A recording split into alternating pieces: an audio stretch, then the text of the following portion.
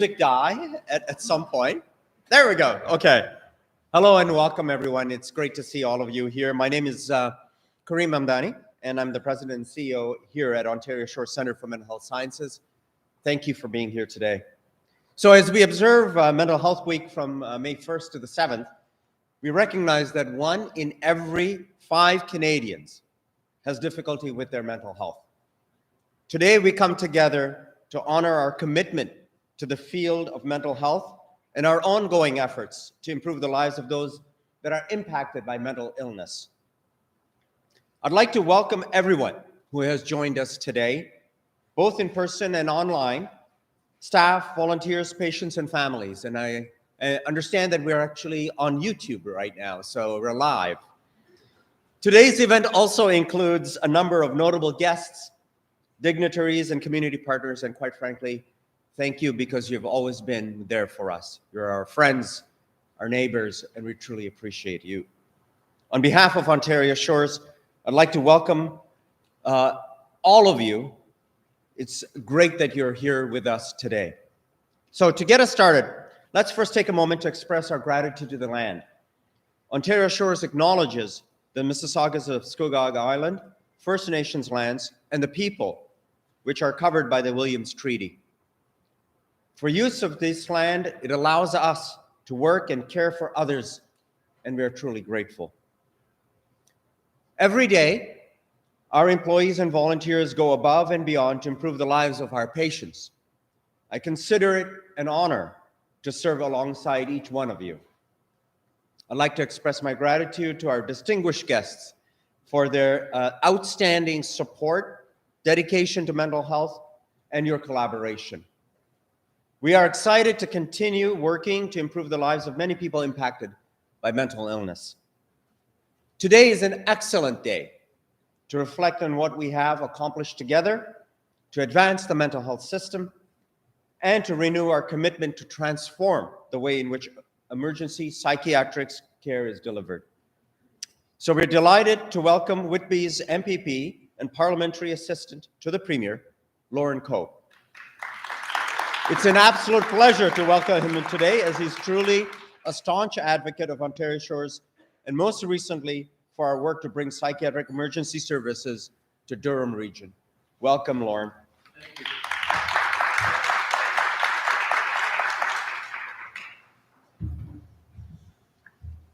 Well, good morning, everyone. I should have Kareem do my introduction everywhere I go, right? That's a great introduction, and thank you.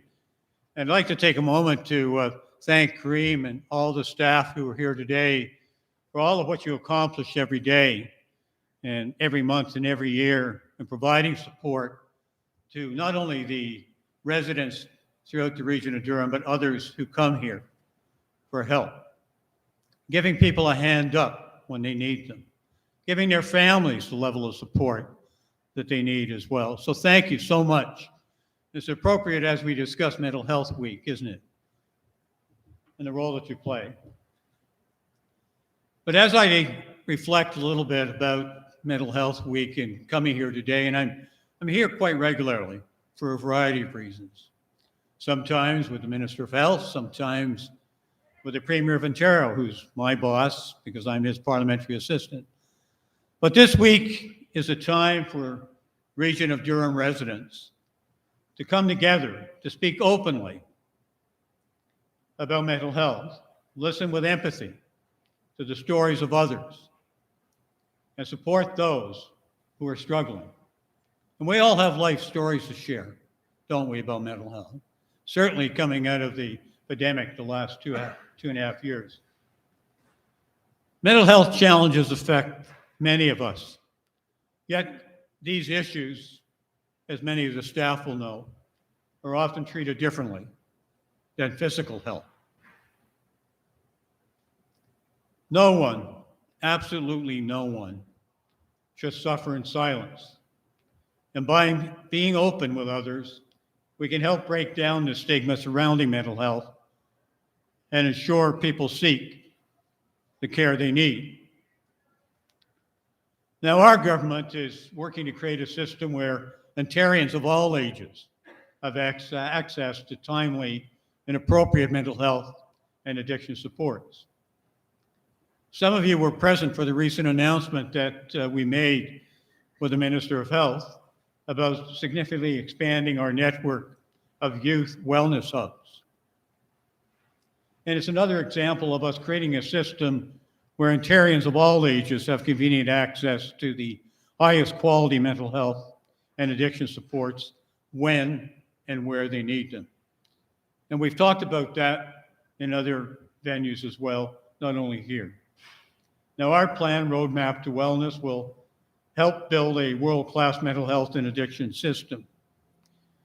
And how's that going to be accomplished? Well, it's accomplished in part through a $3 billion investment over 10 years. And through that, we're adding additional capacity. But it's built on 4 central pillars: improving quality, expanding existing services, implementing innovative solutions, and improving access, all designed to work together. And I underscore working together. At the beginning of my remarks, I talked about being here often and talking about different and varied priorities and initiatives that we're undertaking with all partners, all levels of government. And it takes that level of collaboration to have the effect that I believe we all want to desire. We're all part of that solution going forward. So together, I believe that we're going to end the stigma that surrounds mental health issues and build a better future for everyone. And I alluded to the fact that we have other partners that we are working with, and we have municipal partners with Mayor Carter here from Oshawa, Councillor Victoria, who is with the town of Whitby. That's illustrative of their commitment to working together, not only with the staff here, but other levels of government as well. So I thank you all for being here. I thank you for the opportunity to participate in Mental Health Week. And as Kareem talked about, I'm here often, not only for Mental Health Week, but I am working very closely with the staff towards realizing the emergency department that we want here at Intelligence Shores Mental Health Sciences Center. And I look forward to that continued collaboration, and God bless you all.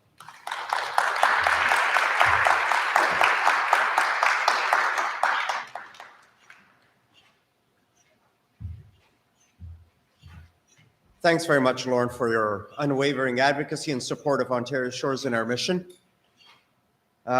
With that, ladies and gentlemen, we have a very special treat for you as we introduce our distinguished guests. First, please welcome today's host, Carly Weeks. As a health reporter for the Globe and Mail, she has established herself as a bold journalist who is dedicated to bringing attention to health and healthcare matters that are significant to Canadians.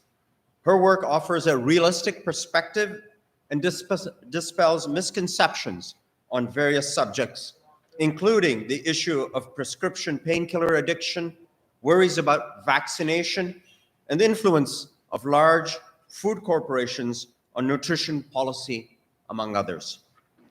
Carly has also written about her own childhood experiences with extreme bullying, becoming a source of information and inspiration for families dealing with this serious issue. Welcome, Carly.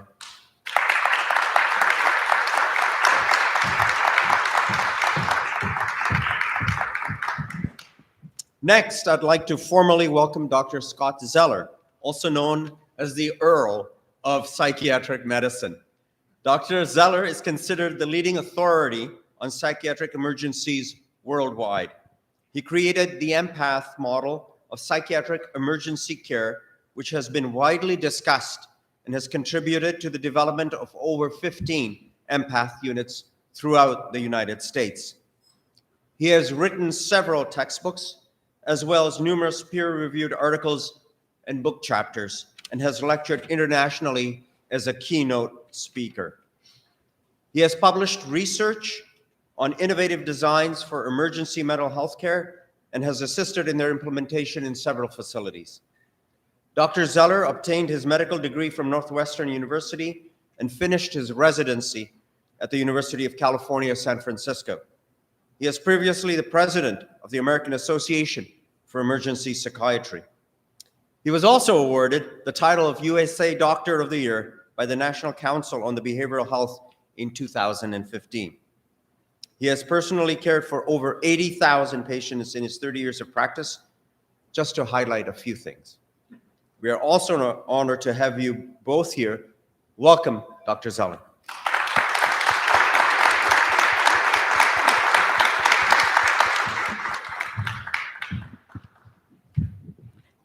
Thank you so much for that kind introduction. I'm really thrilled to be here. As stated, I'm a health journalist, so I'm in the lucky position where I get to speak to people like Dr. Zeller or Scott every day. So thank you so much for being here and enduring a long travel day to be with us. It's absolutely my pleasure. Thank you so much. Wonderful. And thank you for the kind introduction, too. Thank you. It's very nice. I mean, it comes as no surprise to anyone in this room. Demand for mental health services has likely never been higher, and the demands on the system continue to grow. All too often, when patients are experiencing a mental health crisis, there's nowhere for them to turn other than a traditional emergency department with bright lights, a lot of noise, a lot of other people who are in close proximity and pain, a lot of scary sounds. Patients in crisis often being ushered into a cell-like room.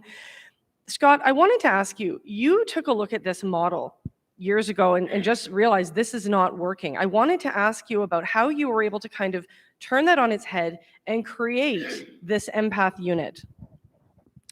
Oh, great question. So I've been doing emergency psychiatry for well over 30 years now, and working in the kind of facilities that sometimes are known as a PES or PES in Canada. I know that you have them in Montreal, for example.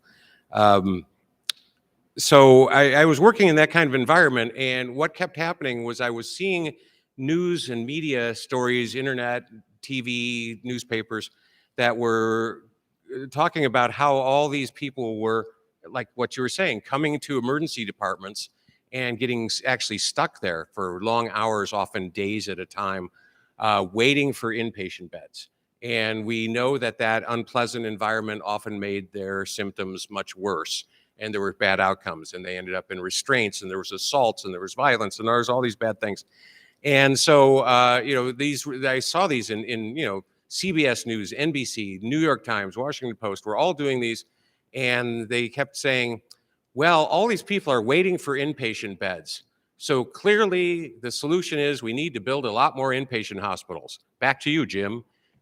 And I would hear that. I say, like, well, wait a second, that doesn't make any sense, because that's just kind of like, you have a big hole in your bucket, and you just say, well, the solution is let's keep putting more water in there.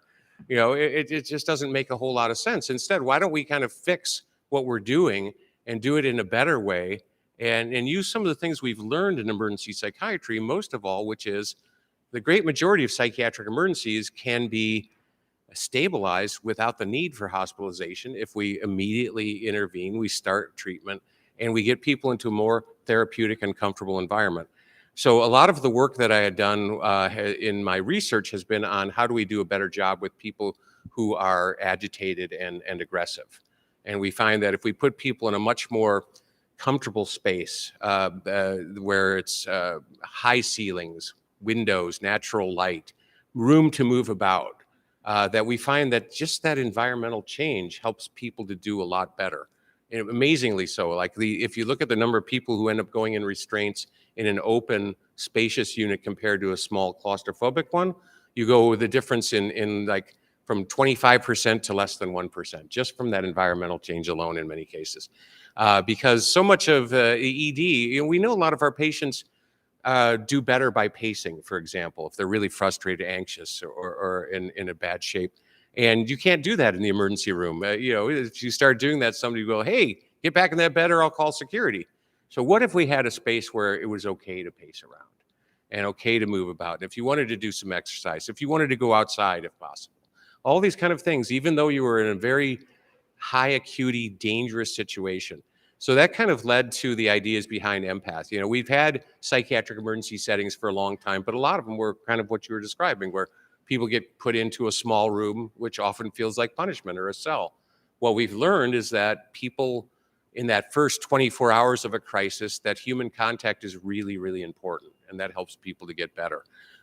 So the cell example, let's say you are so suicidal that you really want to die. You don't want to take another breath on earth. Everybody hates you. It's a terrible world. And you get checked into a psychiatric emergency setting and put into a small private cell-like room and close the door, and you lie in the mattress and look at the ceiling, and what's changed? Nothing. Go into some place where you're around other people, and maybe you make a friend. Maybe you do something interesting. Maybe the world's not such a bad place anymore, and things start getting better, and you're on the road to recovery when that happens. And so those are the kind of things that we're talking about. That's what kind of led to the ideas where I said, like, nobody is thinking the right way on this. They're all thinking we need to build more inpatient. How about if we redesign emergency psychiatric spaces to be much more therapeutic in the ways that I just described? And so that's kind of what led to the first things we're fortunate enough in 2015 for a hospital in San Diego County, the hospital in San Diego County and the county itself said, hey, we've heard about your ideas. Let's do a test case here. We created an 8-chair EmPATH unit there, and it's still going gangbusters to this day. And now there's actually several dozen in the United States, and I just got back. They're opening 2 in Singapore. It's going to be 1 in Melbourne, Australia, 1 in Cape Town, South Africa, Abu Dhabi, United Arab Emirates, right near Dubai, and Cairo, Egypt, as well as possibly Scotland, I'm hearing.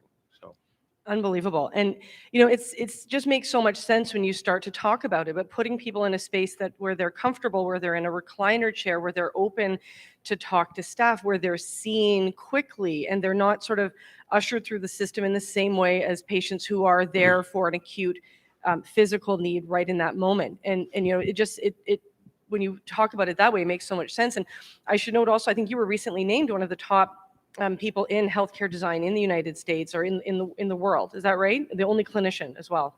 For that year, yeah, 2020 or something. Yeah. But still a remarkable honor. But I think that connection between healthcare and design, when you look out in the beautiful space that we're in right now and all of the green space and that connection between nature and light and health and wellness, it's certainly one that makes a lot of sense in the design of those EmPATH units for sure. If I point out real quick, this would make a great EmPATH unit, the room that we're in right here. Seriously, look at this. High ceilings, look at those beautiful windows, spaciousness. Wouldn't you feel more optimistic if it was like the worst day of your life and you were in a space like this? Think of what the typical emergency room space is, and maybe I can't really, but picture in your mind. Unfortunately, especially in the USA, what happens if you're in a psychiatric emergency, a lot of the times because you end up just having to wait in an emergency department for hours, days for that inpatient bed. Sometimes you're strapped to a gurney, which I found out they call them trolleys in Singapore. That was really interesting. You're strapped to a gurney and you're in a hallway and on your back. And the only treatment you get is a meal a couple times a day. And so compare that to this. There's a hospital that I worked with years ago that their average length of stay for a psychiatric emergency patient was 36 hours, 0 treatment, and all of them were stacked on gurneys, like lying on their backs, looking up at the bare ceiling. There was usually 7 to 10 of them at a time. They called it their hall of shame. And imagine what that would be like compared to being somewhere like this, where there's access to social workers, nurses, psychiatrists. Everything's open. You can move around. There's beautiful views the outside. You can see the sun and the sky and the trees. That's the kind of difference that really, really changed everything. And that's what we're seeing across the US, where once these kind of things are initiated, like I was mentioning, typical ER with this same population, 25% of them would usually end up in physical restraints. In an EmPATH unit, 1 or 2 out of every 1,000 by comparison. So 1 or 2 out of 1,000 or 250 out of 1,000. That's a big difference. Exact same population. And it's all just about changing the dynamic, changing the environment. Those are unbelievable real world sort of evidence-based metrics showing how successful this kind of model can be. And it's really heartening to hear that people like you and others are getting on board with these kinds of models that really take into account the person first, the patient first. I'm wondering if you can tell us a little bit about some other real world evidence showing how well this can work, things like reduction in admissions and, better outcomes, that kind of thing. What have you learned from the several years that these have been employed?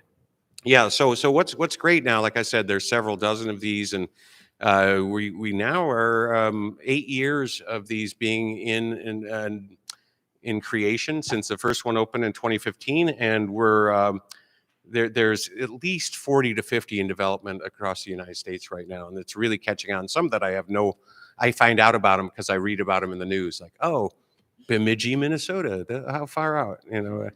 Uh, but what's really been nice and really been heartening about all this is that not only is there good data being reported to us from like inside tracks from people, we talked to the people that we helped and we worked with to get this going. And they say, here's some of our data and all that. And that's always really nice. But the ones that really people will pay attention to is evidence-based, peer-reviewed data in major medical journals. And so maybe one of the top, if not the top, journal in emergency medicine is a journal called Academic Emergency Medicine. And they published a study on the EmPATH unit at the University of Iowa. It was in just about a year ago. It was in the February 2022 edition. They actually thought it was so compelling, they made it their editor's pick as the lead article of that journal. Then they did a whole podcast about the study. They were so impressed by it. So here's some of the things that they found out. So of the what they did is they studied their EmPATH unit. By the way, I don't know if everybody knows what EmPATH stands for. It's an academic acronym. It stands for Emergency Psychiatric Assessment, Treatment, and Healing. And the neat thing about EmPATH is that's actually the order of what things happen in the EmPATH unit. You get an assessment, treatment is initiated really quickly, and then healing is allowed to begin. It's also the EmPATH, the emergency path. There's all these kind of cool things about the name, but it's not a brand name. It's not Jello or anything like that. It's actually, it was created to be an academic name. It's in the literature. You can find it on Wikipedia. And so that anybody who wants to create an EmPATH can do it. You don't need to ask anybody's permission or buy a license or all that. It's sort of out there for the world to use. Anyway, so going back to the research, so I apologize about my digression there. No problem. Phew. Anyway, so they studied their EmPATH unit, and they compared EmPATH 6 months after EmPATH was officially open compared to the emergency department 6 months before it opened. So they gave it some time to work out the kinks and see what actually was some real legitimate changes in what was going on there. And so realize that in most facilities that if you are determined by the emergency department staff to have an acute psychiatric emergency, so your condition has made you dangerous to yourself, dangerous to others, or incapable of caring for yourself, or really close to any of those conditions, right? So prior to EmPATH, the vast majority of those folks, pretty much 100% of those folks would be destined for an inpatient bed. That's the only possible place that you could go. So here's the things that they found 6 months after they opened. Their average length of stay in the olden days for a psychiatric patient in the emergency department, and this is pretty much true, not just across North America, but across the world we see, that the average psychiatric patient stays in an ER 3 times longer than any other kind of medical emergency. And they end up taking up about 2.5 bed turnovers. So if you're trying to have an efficient emergency department, it's unfortunate that the psych patients are kind of stuck there because it's not good for the patients because you're not doing anything for them. And they're also preventing other people from coming in and being able to get services. So if you ever think, oh, gee, what's the big deal? This is just psych patients and I'm not a psych patient. No, it affects anybody. If you need to come in and you're having chest pain, you've got any kind of a medical emergency, you might be delayed because psych patients are taking up space in the emergency department. So we're hoping that that could change. Anyway, I'm sorry, I tend to digress. I apologize. Anyway, so this great study in academic emergency medicine showed that the average length of stay before EmPATH of a psych patient in their ED was over 16 hours. After EmPATH opened, the average length of stay, and this included everybody who had other reasons for besides their psych emergency, like maybe they'd taken an overdose, maybe they'd cut on themselves and they needed sutures, or all these kind of things. It went from over 16 hours to 4.9 hours. So that's a huge thing. That's like a 75% improvement. The number of patients that they were admitting to inpatient went from about 70% of the folks coming into their department to 25%. So a well over 50% improvement in that. But then there were some other really cool things that they might not have even imagined that was so compelling about this study. One was that the number of people who were returning to the emergency department within the next 30 days for a psychiatric reason dropped by over 25%. So some people might say, oh, in EmPATH, you're only treating people for hours instead of days. Doesn't that mean you're not doing enough and these folks are just going to come back in a few days? No, they actually come back a fewer. So maybe we're interrupting a continual cycle of people going in, coming out, going in, coming out, because we're actually giving them treatment within minutes after arrival compared to the usual. We're transferring you to a bed in a couple days, and then you'll see the doctor the day after that, and it's all kind of like that. The other thing that was amazing from the study was that they were able to show that people who were discharged from EmPATH were 60% more likely, which is a pretty impressive number, 60%, to show up for their first outpatient appointment than people discharged from an inpatient bed. So maybe that's why there were fewer people coming back to the ER. We were getting people plugged into the outpatient system, and that they were actually maybe seeing things differently. And I think maybe with EmPATH, and as people say, like, why do you think that is? That all these people are more likely to show up for their outpatient appointment? Saying maybe we're helping people to see psychiatry in our psychiatric system as not their enemy and not their adversary, but as actually people who care about them and want the best things for them. So that maybe when they're discharged from EmPATH, they say, like, you've got an appointment with your psychiatrist on Thursday, they'll say, like, you know, those people seem to care about me. They seem to think that I was doing the things I should be, and maybe I should take my medicine. Maybe I should follow up with my doctor. And then that means they're not going to have a crisis or an emergency again. What we're trying to do in emergency psychiatry is change an emergency patient into an outpatient. And our best thing that we could possibly do is help them to get better so that they never have an emergency or a crisis again. And that's our goal. It's amazing. It's kind of like the holy grail, right, for medicine. Like, how do you sort of, interrupt those cycles and, treat the underlying symptoms that keep bringing people back again and again. So it's so remarkable to hear some of those numbers and how successful that can be. It's really, it's great. There's other models that exist in terms of, helping psychiatric patients in crisis, whether it's a dedicated space in an emergency room or, there's a whole host of models that are out there. I wanted you to comment on those. I mean, obviously you're a little bit biased as the creator of the EmPATH unit, but I mean, what sort of makes this stand out from your perspective as someone who is an expert in emergency psychiatric medicine, compared to some of the other models that you've seen that are out there? So you're right. So there's a couple other things that are well known, and so there's just like you said, let's create a dedicated space in the emergency department itself. So we'll just have let's say we have 4 wings in our ER, and maybe we're going to say, okay, wing C is only going to be for psych patients from now on. Maybe you do a few things with that to make it a little safer. Sometimes they have something what they call a garage door. Where they pull it down, it covers up the things for electricity and oxygen and all that, so that there's no risk of people finding a place to be able to use for what we call a ligature, or something you could use to create a strangulation or something like that. But it's still kind of stark and barren, and it feels very much like a prison cell. We haven't really changed the environment. We've just dedicated a space. Maybe we've done a good job and added some knowledgeable mental health personnel to that space, but it's still kind of a not very optimistic, kind of a negative space. The other alternative that we hear sometimes is people setting up alternative destinations, which are not affiliated with any kind of hospital system or anything like that, where it will be a community crisis center, and it might be in like an office park. It can be basically anywhere. And these are wonderful, wonderful programs.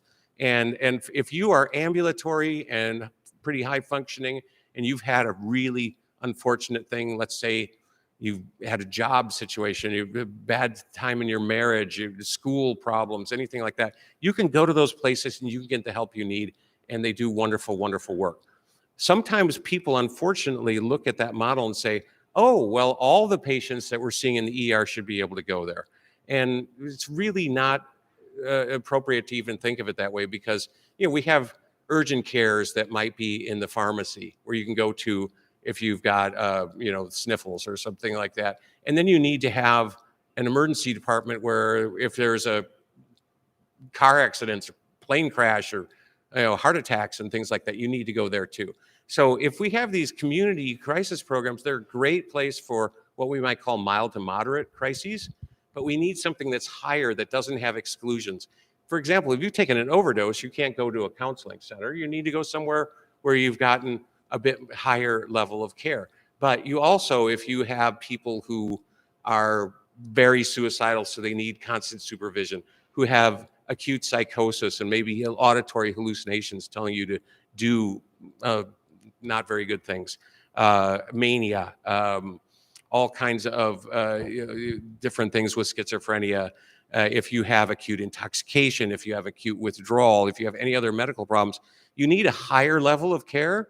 And that's kind of where EmPATH comes in, where it's more like the highest level of care for acute emergencies. And it's not something you can do in the community. I kind of think of EmPATH as an ICU for psychiatric patients. And so if you think of the whole spectrum of crisis or emergency psychiatry, we want to have good options at each level.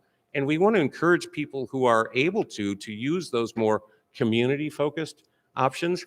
And what we would try to avoid is having people go into the emergency department itself, because we know that that's going to be a suboptimal environment, and a lot of that space is designed for people with more physical things. So it would be great if we had that psychiatric ICU where people can go, and it's really designed to be the most optimal environment for healing and optimism, and at the same time can handle and work with people who have really serious emergencies. And it's not something we can just say, please sit in this room and talk to this person. It's no, we've got doctors, we've got nurses, we've got professionals who can work with you. So that's kind of like, I often say that EmPATH is the missing link in the crisis medical system. And it really fixes that huge hole that's been there for far too long.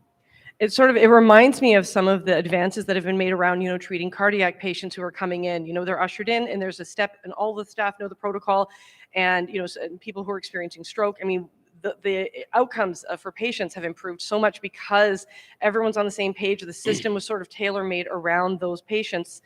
Sort of the same thing applies here. You're not going to use the same kind of system you would for a cardiac patient, but you want to custom build a treatment program or a healing, program that's going to actually set them on the right course, that's going to address the needs that they have in that moment of crisis.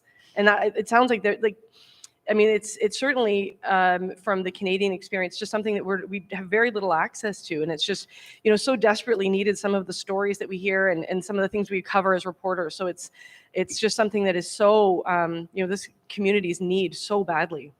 No, your analogy is really insightful, and comparing it to what we'd call a STEMI lab for people with myocardial infarctions. And if you get them in and you help them right away, or there's the same thing we can do with stroke or telestroke and all that. It's completely analogous, and it's actually just really identical, because if you get people the help they need in the appropriate environment, we see dramatic improvements.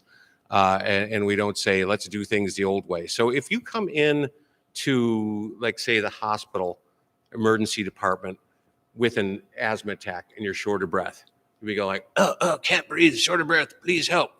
They don't take you and say, oh, well, please come back. We've got a lovely hallway here in the back part of the hospital.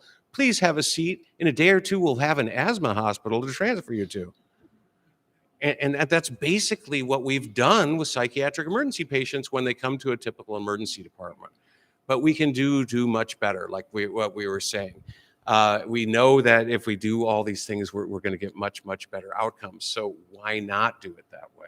Just like we've done, like you said, with those other illnesses. Exactly. We're going to open up to Q&A in a minute. But before we do that, I thought I would just ask, we're going back to that analogy where you have people who are experiencing symptoms of a heart attack. There's often now sort of custom built cardiac units, and there's a lot of money that's spent, rightly so, in a lot of those areas. And sort of as we're sitting here and you're reflecting on this space and how beautiful it is with staff available, just how kind of how significant it would be to have that kind of a unit actually built in a place like this, where you have access to some really state-of-the-art staff that this is one of a very small handful of hospitals dedicated to psychiatric care in the province. Well, that's one of the great things about it. I mean, if you have a psychiatric facility with a lot of great trained staff, that gives you a lot of wonderful abilities to use an economy of scale and share employees across the system, and you don't have to try to create this absolutely brand new thing with tons and tons of employees, but you can actually use what you've got in your space and help to develop it and make it into a truly across the board system, because you wouldn't have a general hospital without an ER. So why would you have like a psychiatric facility without a psychiatric emergency department? Because that way you're going to make the most efficient use of things, and you're going to help people in their time of need really, really quickly. Like the EmPATH model, one of the key facets of it is seeing a psychiatrist or a psychiatric provider within 60 minutes after arrival. And people say like, well, yeah, okay, EmPATH is, this level, but the highest level of care is inpatient. Well, and I'm not talking about here, I'm talking about general inpatient psych units across North America, across the world. If you get admitted there from like a regular medical emergency department, you usually get kind of sent over there, sometimes, taken in a van or an ambulance, sometimes many miles. And you arrive there in the evening, and the nursing staff will check you in and show you your room and everything, and then get you in there and say, okay, doctor's going to see you tomorrow afternoon. And so there's not a lot that's going to be totally different for those first 24 hours. You're really just kind of getting put in a safe place. So EmPATH, during that same amount of time, you're going to see a doctor within the first 60 minutes. You're working with people around the clock. We think of things in terms of hours rather than days. That's why typical EmPATH unit, that same population that 100% would be going to inpatient facility beds, 75 to 80% of them end up getting better in less than 24 hours and going home. And we just see this around the board. So there's the one that you may have been seeing in the video, the University of Minnesota's one that's in Minneapolis.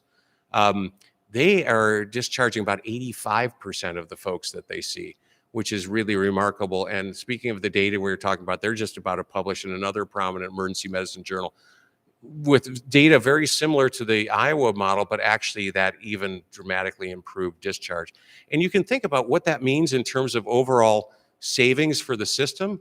Hospital I was just in touch with in the Sacramento area of California, their EmPATH unit, they were just able to demonstrate, and they give a speech to the state's Senate, that in the 3 years they've been open, they've saved the state's Medicaid, which is our, I'm sure many people in here know what that is, but it's our kind of if you're disabled or poor or unemployed, that's the healthcare for people in the USA.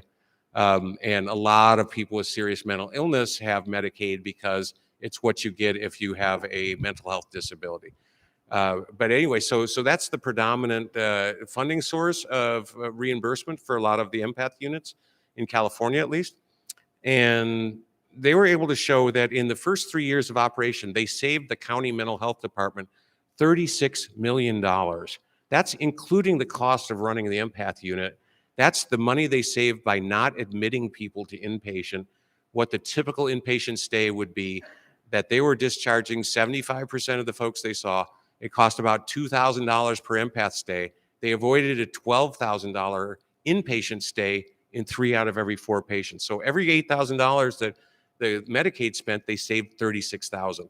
And so that goes on and on and on. So it's easy to get into the millions by giving better and more immediate care in a more therapeutic and appropriate environment. I mean, it's a win-win, win-win, win-win, win.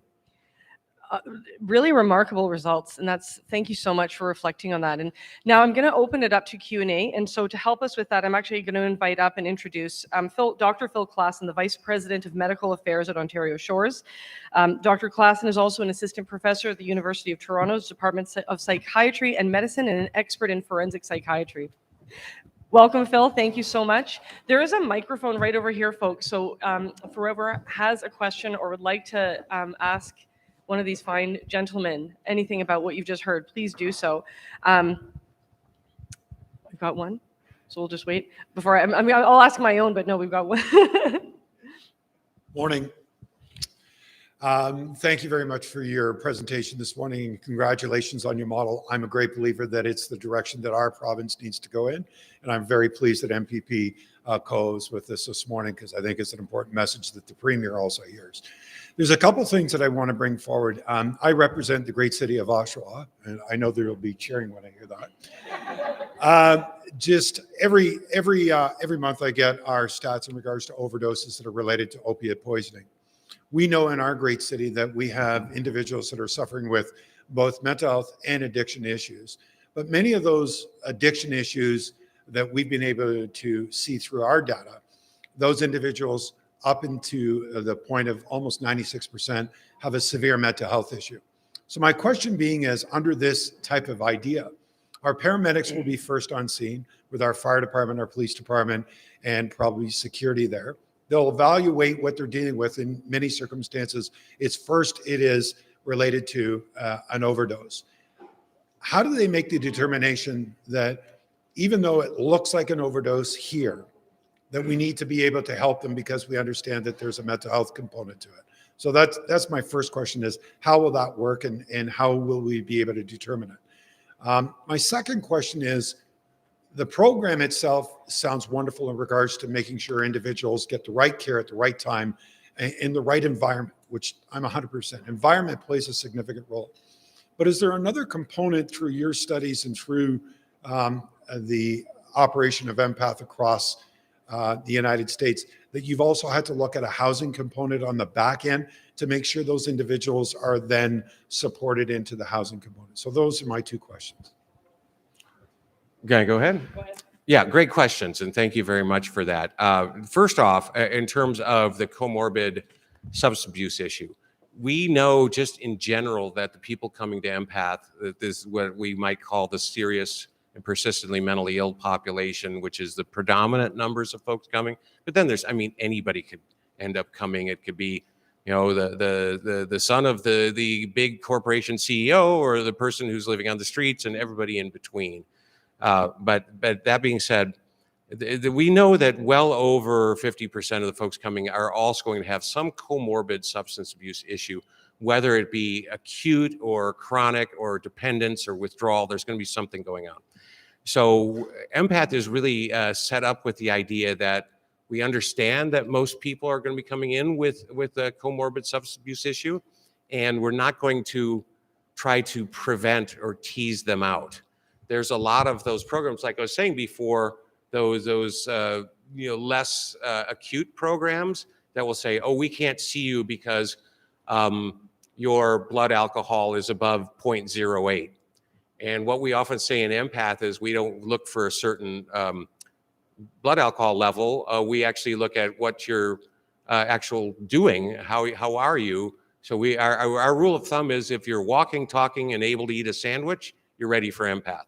And we don't worry about like, oh, you're over 0.08, because I always say, well, they're not going to drive the ambulance over, so they should be okay. So the idea being is that we know that there's often this close intertwining of substance abuse and mental health issues. In fact, the evolution of this concept of the term behavioral health really was created because you can't really separate behavioral health and mental health and substance abuse. They're kind of intertwined. So we think of them together as behavioral health. And if we're going to really work with somebody, we need to focus on helping on both aspects. So when somebody's in EmPATH, one of our key goals is, as I said, we want to change an emergency patient into an outpatient. So we want to get somebody who might be, a common thing we might see is somebody saying, I'm suicidal because I can't stop using methamphetamine. Okay? We can work on that suicidality and EmPATH in those few hours we have, and we can get you ready to get you into a methamphetamine program. And then the meth program is going to be more prepared and willing to take you because they're not concerned that you're suicidal. So we can really focus on those kind of things and get you prepared for that next level. And I think that goes into your next question, which was about housing. EmPATH is not going to solve every problem in the world. And it's not there to say, like, once you have an EmPATH unit, there'll be no more homelessness or anything like that. But Sorry if I keep repeating this, but our goal is we want to change an emergency patient into an outpatient. And when we do that, we can make that person who's now an outpatient that much more capable and ready to deal with some of those other challenges that are in the world, be it housing, be it long-term programming, following up medications, all those kind of things. So when you're an empath, a part of the whole design is that if we think that you're good and ready to go, we're going to make sure that you're sparkling when you leave. We've got laundry, we've got showers. You're going to leave, and if you have to go to an interview for a new place to live or a job interview, you're going to be clean, you're going to be in good shape, you're going to be ready to face that.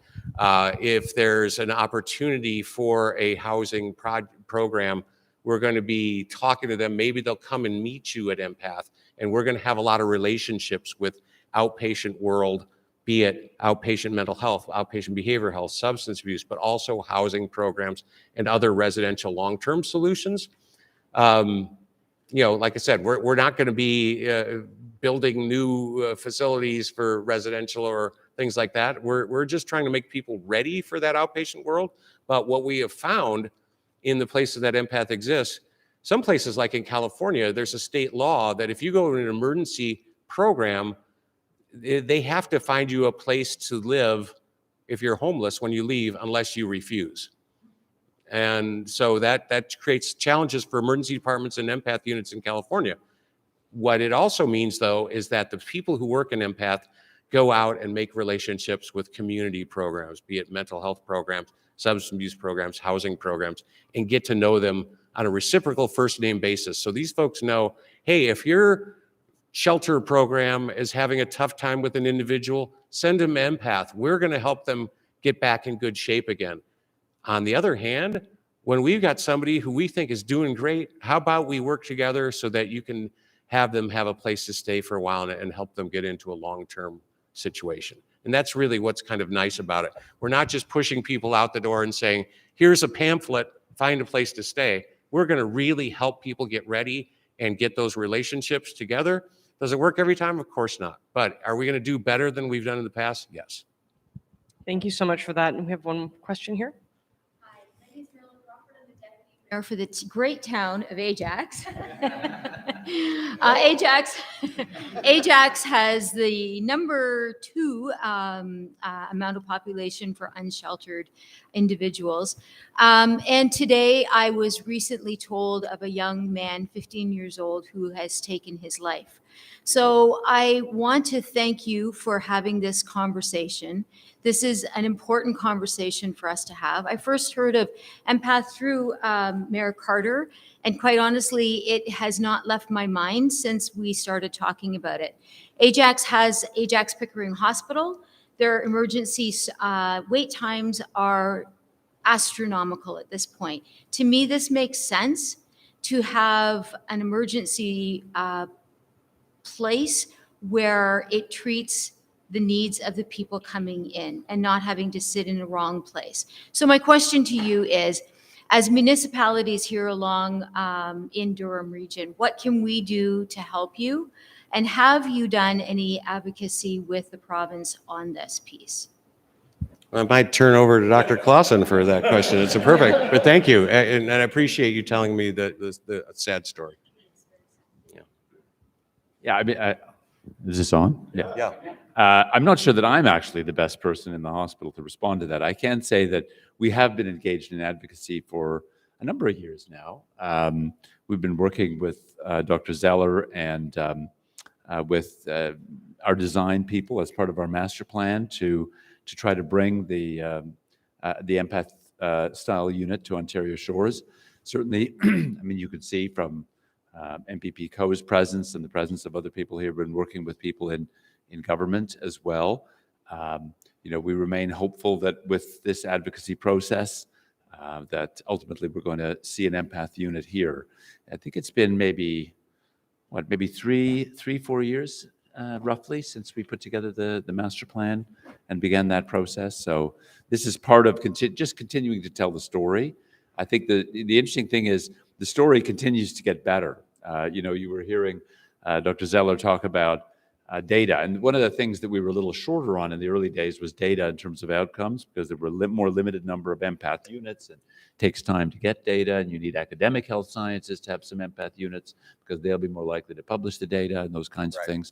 And also, EmPATH units from different regions so that you can show that the model works in different kinds of environments with different kinds of patients in academic and non-academic settings. And the publication of this kind of outcome data, I think, should lead us to feel that much more optimistic that this is a way to go. And I think you were telling me, Scott, earlier this morning that, in fact, from a design perspective, although the design is critical, I think the notion, as somebody who'd worked in an ED, the notion that you treat people right away is so foreign to most emergency, unless they're hitting you, is so foreign to most emergency departments. That itself is a huge culture shift that you're actually going to try to take care of this person's problem as soon as they arrive, which is a big change. But the design piece as well, and maybe I'll just segue, Scott, you were saying this morning that there's an agency in the United States that provides guidelines of some kind with which I'm not familiar, FGI, and their comments about EmPATH. Yeah, no, you're absolutely right. FGI is the United States organization. It stands for Facility Guidelines Institute. It's about a 100-year-old organization that used to be part of the U.S. government, and now it's a semi-private agency that every 4 years comes out with the official guidelines for the USA for the design, construction, and licensing of hospital and healthcare facilities. So very, very influential. And each of our 50 states has their own laws and regulations on how a hospital or facilities should be built and how they should be licensed. And when surveyors come in and say, are you doing the right thing? You should do all it. So it's all based on what the FGI comes up with. So like I said, they do it every 4 years. And 2022 was, how long ago? Oh, that was last year. And that was, go figure. That was the last edition. And so they have a whole section on EmPATH units for the first time, which is nice. So this is now a well-established model with extensive guidelines. In fact, since it was the first time they'd included it, they had a 60-page white paper as part of the FGI guidelines, specifically about what they call behavioral health crisis units in hospitals, which is they just couldn't bring themselves to call it EmPATH because it just sounded too cool, and so they called them BHCUs, or behavioral health crisis units.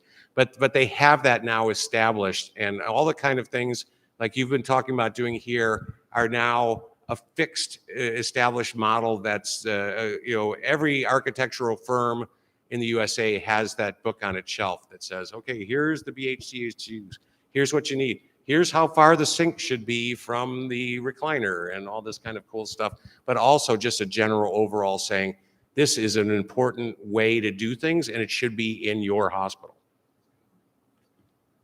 Thank you so much. We have time for one question, about 1.5 minutes. Well, I'll be very, Better very not quick. let me answer it then. Dr. Zeller, thank you so much for taking the time to be here today. I will try to be brief. I think sometimes how we arrive at hospital in a psychiatric emergency can really set the scene. My role, I'm part of a mobile crisis intervention team with Peterborough. I'm a mental health worker with Canadian Mental Health. I'm here with my colleagues from Peterborough Police Services. I'd like to think the work we do is like an extended arm of EmPATH, where we go out, we do try to divert away from hospital emergency rooms, but those that clearly do need to be transported, we do so in an empathic, gentle, respectful way, and then we aid that transition into the crisis unit. And I'd like to sort of hear your reflections on how mobile crisis teams relate to EmPATH. Oh, great question. And I'm second to none in admiration for people who do mobile crisis, and thank you for your work. Yeah, I think one of the problems that you've had historically is you're out there doing that amazing intervention in the field, and then you bring somebody to the ER, and then they're just sitting there, and nobody's doing anything about it. And as somebody else was mentioning a bit ago, everybody else is getting immediate treatment, and they're just kind of putting them in a corner and saying, we're going to find them a bed, and we'll send them there in a couple of days. So a couple of interesting things we've seen in the research from on the mobile crisis and that whole determination, if you can have that different direction, like if you have the opportunity to go straight to EmPATH with a mobile crisis patient as opposed to a person who goes to the regular general hospital emergency department. There's a good study that was just published in another top emergency medicine journal about when people have that choice to go directly to a psychiatric emergency campus or directly to a medical emergency campus. And what they're able to show is that with a very simple algorithm, like nobody who's unconscious, nobody who's having a heart attack, nobody whose blood pressure is 1,000,000 over 1,000,000, it's like real simple things that any basic field worker can understand. That if you have that simple algorithm, the times that people go to the wrong place with an understanding that people are going to be kind of erring on the side of safety to begin with, it's usually about once every 3,000 or 4,000 times. It's just so simple to go to the right place. And knowing that you have EmPATH to go to directly is going to mean that you're going to get those folks, that you're going to continue that care that you've initiated in the field in crisis. And there's going to be that subset of folks that are just too acute that you can't just kind of rectify things there on site. You need somewhere to bring them in, but you're not going to interrupt it and then just have 2 days of nothing happening after you've done all this great work that's kind of almost wiped away. Instead, it's going to be a seamless continuum so that you're really going to get people help they need. And then again, 75, 80% of those folks are going to do that much better and be able to go home. And then we're going to want you on the tail end. Like maybe we say like, this was a kind of a tough one. We were a little uneasy, but could you stop by and visit them tomorrow and just make sure that everything's still okay? And that way we have both sides of EmPATH being involved with the mobile crisis team. So that would be an awesome thing to have possible. If I could just offer very quickly, the other thing about EmPATH, and certainly part of the commitment that we're wanting to make, is to get you back into the field more quickly. A lot of times also police officers, first responders, mobile crisis workers have to stay with the patient until the hospital is satisfied that things have settled down, and that can be a long time. That can be hours. Certainly in Ontario, it can be hours. And our commitment is that you, on average, would be back in the field within 20 minutes. 8 to 13 hours. Yeah, it's obviously time for something to change. We could keep talking all day, but I have to leave it here. At least I could. Thank you so much, and Phil, please, last moments of reflection and conclusion. Yeah, I think it's always very exciting to hear Scott talk about this for a couple of reasons. First of all, it's an exciting concept. Secondly, Scott was there from the very beginning, from Alameda State Hospital, right? From the very beginning. So Scott is tied into all the latest developments as they happen with EmPATH, and there are some. There's now EmPATH units for children and for families. Scott tells me people are actually building different kinds of EmPATH units with different kinds of options as well. So Scott's been a wonderful resource for us. Thank you also, Carly. But it's great to hear about it. It's very exciting. You're passionate about it because you see it working. And from my perspective, I think for our perspective too, we're excited to see that the data is really building a stronger and stronger and stronger case. It's going from a great idea to a great idea with tremendous amount of data. So thank you everybody for coming today. We really appreciate it during Mental Health Week. Thank you for the work that you do. We're committed to trying to improve emergency services. Thank you, Carly, and thank you, Scott, as well. And that is the end. Thanks, everybody.